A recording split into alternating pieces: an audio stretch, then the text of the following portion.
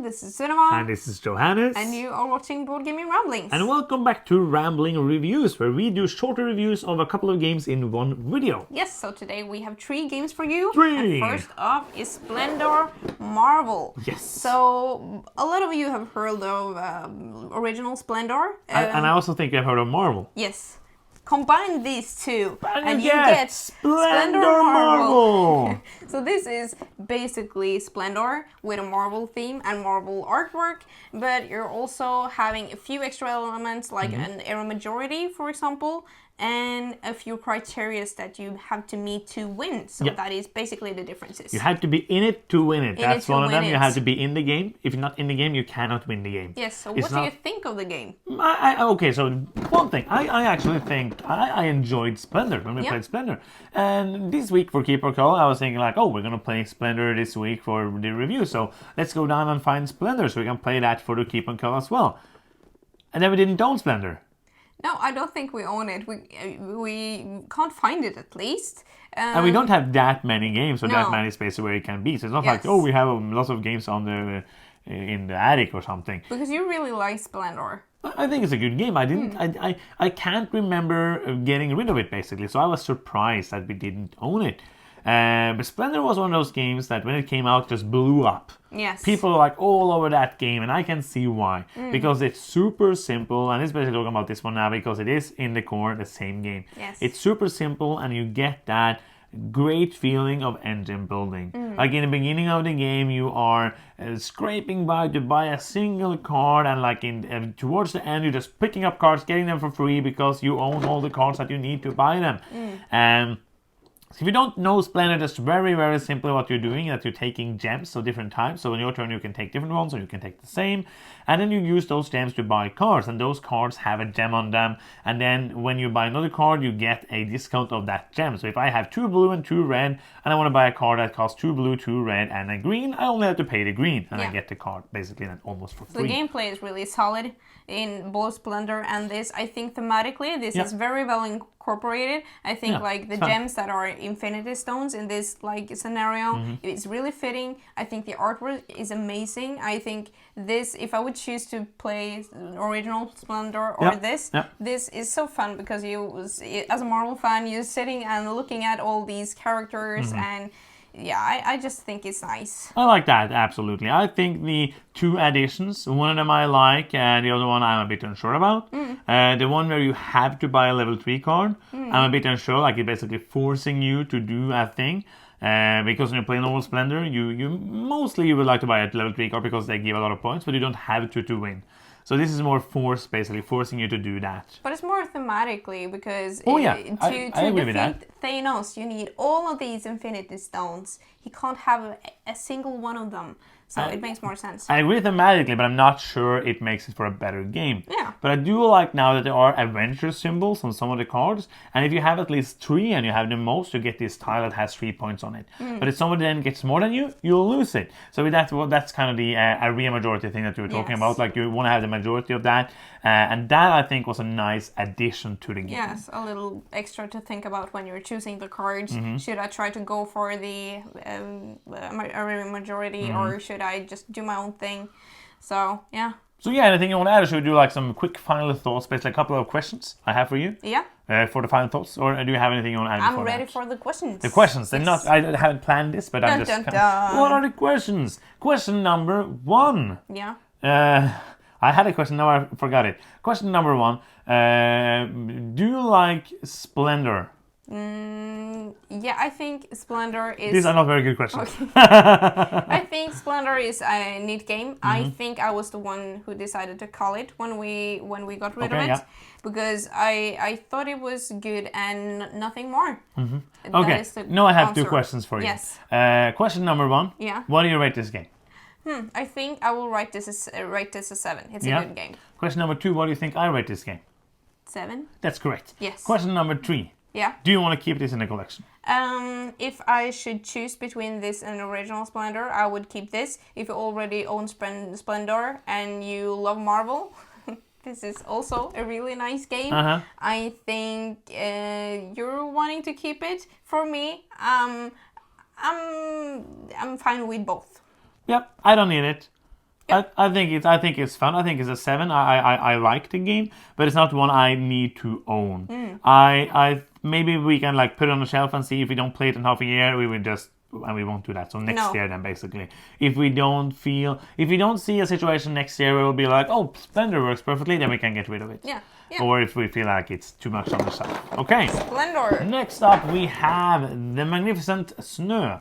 This is the only game I know of which has a Norwegian word on the cover.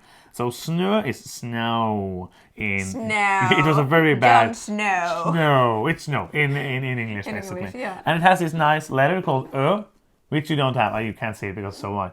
It's an O with a line through it. It's like a no O. So this is an expansion to the Magnificent by Porta Games, and we played this Magnificent for the Keep or Kill series as well. So it was really nice to incorporate the expansion. Yeah. So what does the expansion add to the game? The expansion adds a couple of things. It adds a new performer called SNØ, which has her own deck. So there's always going to be one SNØ card in the display of posters, basically. And it also adds a new building, which is the white building, which is a cross, which is a horrible building to build because it doesn't fit anywhere and it just adds all of these small spaces, which is bad. And it also adds like those things and a lot of new master cards, a lot of new training cards. If you add SNØ and those, you can just put them into the game and you just play the game. So the only difference then is basically that one of the poster spots have SNØ in it always, and it's its own deck. Then it also have a master board, which then adds another action to each round. So each round, one of your actions, you have 4 actions where you draft a die, and then you have a 5th action which you can do wherever you want in your turn or in the round, where you pick one of the 4 or 1 per player master tile that is available, and you get a bonus. So you probably have to pay something to get a building, or to get a new tent, or get a master tile, get a or a trainer tile, get a master card, and something like that. So it adds those 2 basically modules. One is very simple to implement. It basically just it doesn't add any more rules overview. Nope. Just basically the deck of cards for SNØ.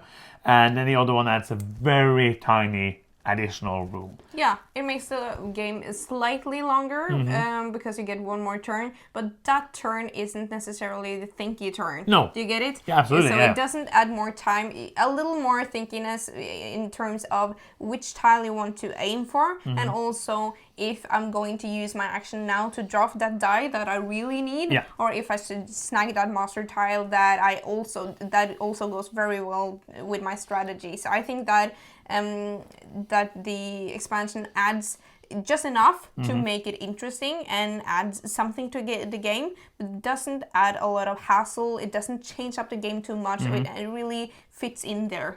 Yeah, this is one of those expansions. I would say like time-wise, I would say like the master board adds maybe 5 minutes to the game at a whole. Okay. But I think it adds an interesting decision, as you said. Like, I really agree on that. Yes. I love those kind of decisions where you don't only have to think about, do I want that die or that die home? Or do I think you're going to take that die? But also if it's a very monster die that you have to take, like I was doing those very late when we played it, but I was being like, okay, it's not that important for me, or I'm the only one that can take that one, so probably not. Probably someone will not take it and throw it away and not get the one they wanted. So I think it adds a very nice, just a tiny little more of that choice, which I really enjoy in games. I think this is a very neat expansion because it does. Basically, there's 2 types of expansions. It's more of the same expansions and an expansion that changes up the game. And this is one of the more of the same expansion. It adds a tiny little master board thing, but other than that, it's just stuff that you put into the game and you can explain the game like you can play this the first time with the expansion, especially without the master board. Super, super simple. Just adds a tiny little bit, and I really enjoy what this expansion adds. Yes. I played a game now where I basically just were using SNØ. Like I think like I think I did 13 posters in that game, a very high number of posters for me, and I think like 8 of them or 9 of them were SNØ posters. So I got that engine really well going. That was really, really fun.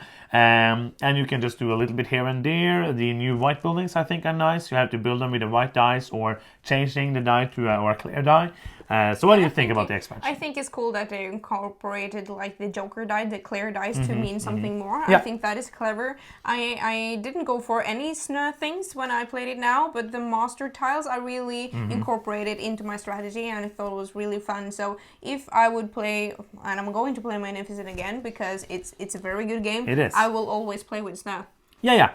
It's not what I would call like an essential expansion because it doesn't fix anything. It doesn't like add a huge amount of things. I would say that if you play the Magnificent and you enjoy the game and you feel like, oh, I've played it a lot now, this just adds more. It adds more variability, especially like it's almost doubling the master cards. So you have like a lot more cards to go. Like there's 54 new ones. I think like something about around that 54. I don't know. Something around 54. It doesn't really matter. It's 53. 53 master cards. And you can even, like, I think if you want, you can just take out the one from the old. There's nothing in the rules for this, but if you really want to play like with the new stuff, you can just use this as the deck.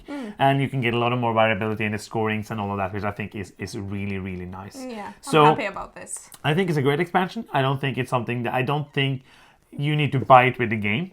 Buy the game, see if you like the game, and if you like the game enough that you will play it a few times, and many times, you should get the expansion. Yeah, I agree. So what do you want to rate it? Oh, we're rating expansions. Yeah, we don't do a lot of expansion reviews because we don't play a lot of expansions. I would rate this a 8.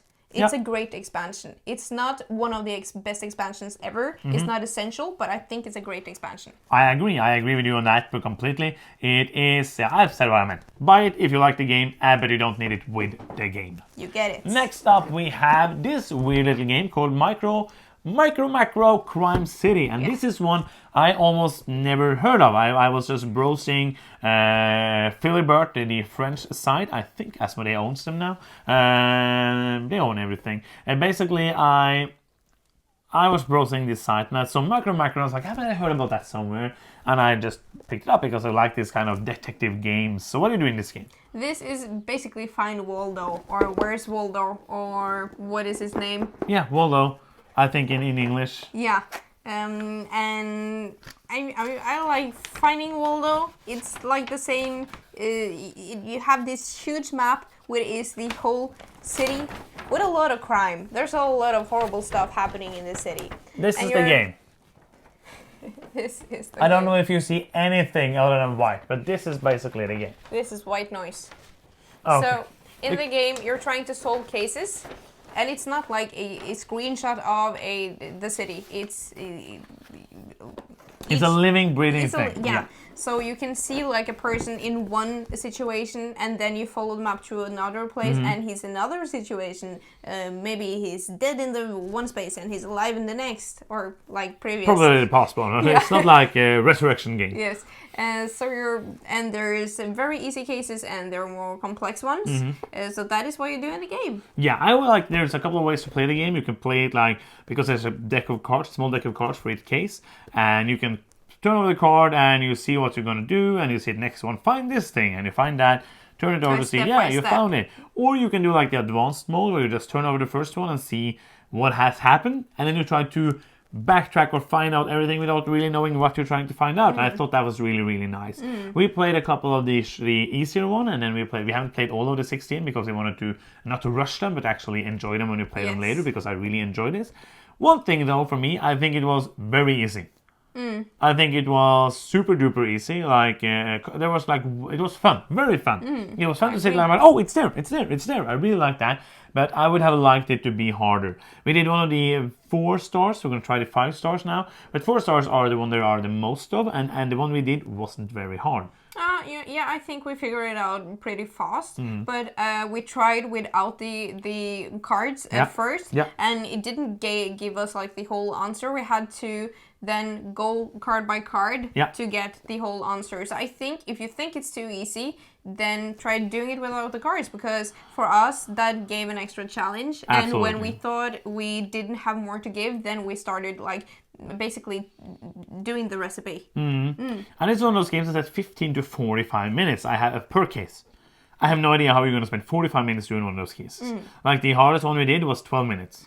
And that was the 4-star one. Other than that, it took like 5-6 minutes. And that's not a bad thing for me. I really enjoyed the game.